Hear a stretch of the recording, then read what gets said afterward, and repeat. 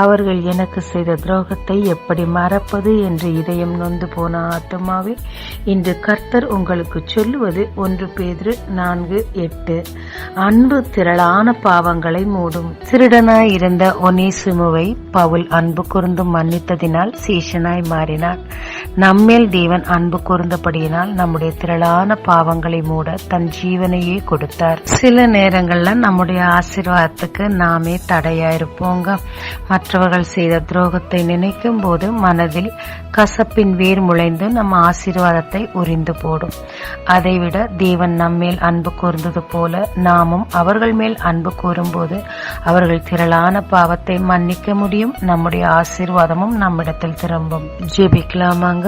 தேவரீர் உம்மை போல அன்பு கூர்ந்து மன்னிக்க எனக்கும் கிருபை தந்து ஆசீர்வாதத்தை பெற்றுக்கொள்ள உதவும். இயேசு மூலம் பிதாவே, ஆமென். இயேசு கிறிஸ்துவின் நாமத்தில் இந்த நாளில் உங்களை ஆசீர்வதிக்கும் ஜீசஸ் விஷன்.